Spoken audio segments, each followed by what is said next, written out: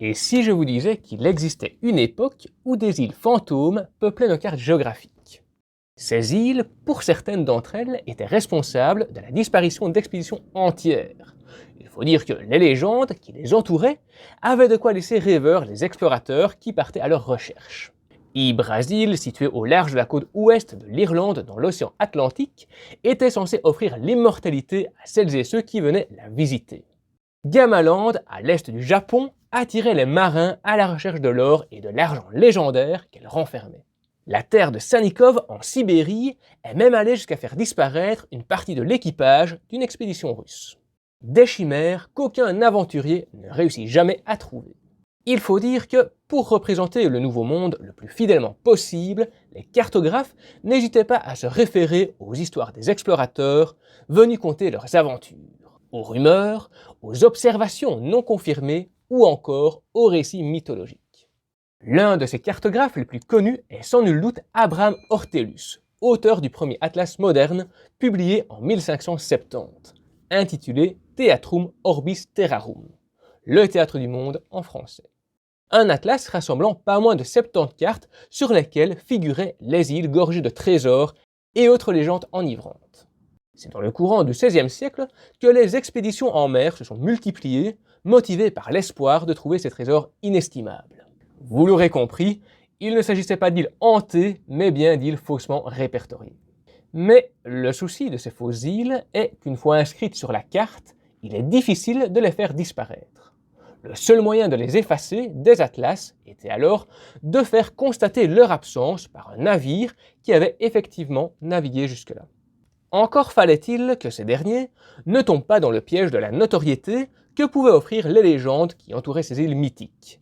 Il n'était pas rare que certains se laissent aller à raconter des découvertes qu'ils n'avaient jamais faites, pour le succès que cela pouvait leur apporter.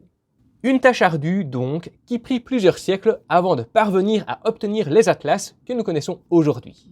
Les technologies modernes ayant fait leur apparition entre-temps, elles ont permis de faciliter grandement ce travail de vérification et d'éradiquer les îles fantômes encore présentes sur les atlas.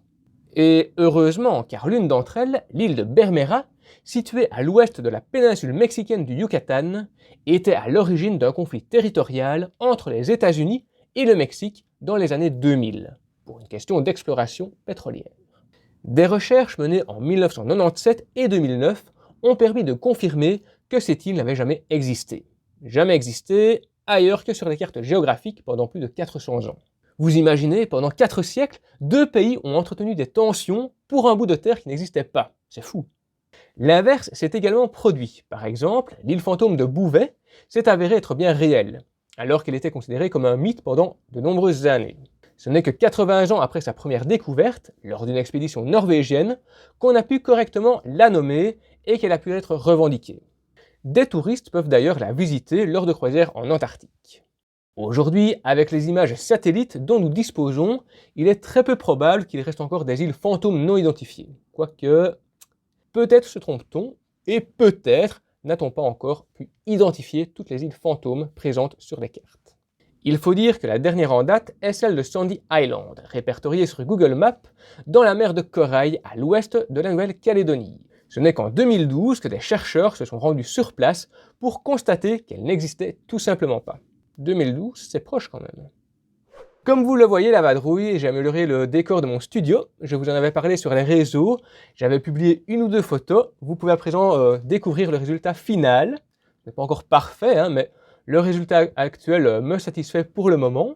J'aurais aimé avoir une carte un peu plus grande en arrière-plan pour mieux remplir le cadre de la caméra, mais il faut dire qu'elle est fort éloignée.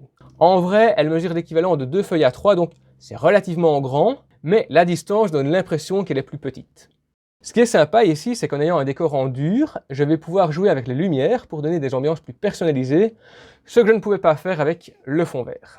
Pour les fins observateurs, vous pouvez remarquer qu'il ne s'agit pas de vrai bois en arrière-plan, mais de papier peint. En fait, avec le prix du bois qui a flambé, j'ai dû me rabattre sur une alternative moins coûteuse. On passe quand même du simple au triple, hein, c'est pas rien, c'est quand même une sacrée économie.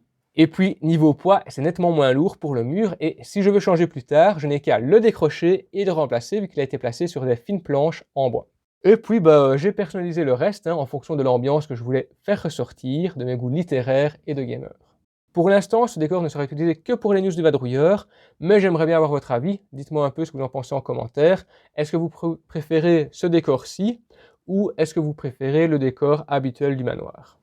Ce serait vraiment sympa, vraiment cool qu'on puisse continuer à le personnaliser ensemble. Dans cette vidéo-là, je vous explique pourquoi j'ai été absent sur la chaîne pendant plus longtemps que prévu cet été. Et dans celle-ci, je vous parle des knockers-uppers, des gens dont le métier était d'éveiller les gens à l'époque où le réveil n'existait pas encore. Et étant encore proche de la rentrée scolaire, j'imagine que le réveil doit encore être un peu dur le matin. Ça tombe à pic.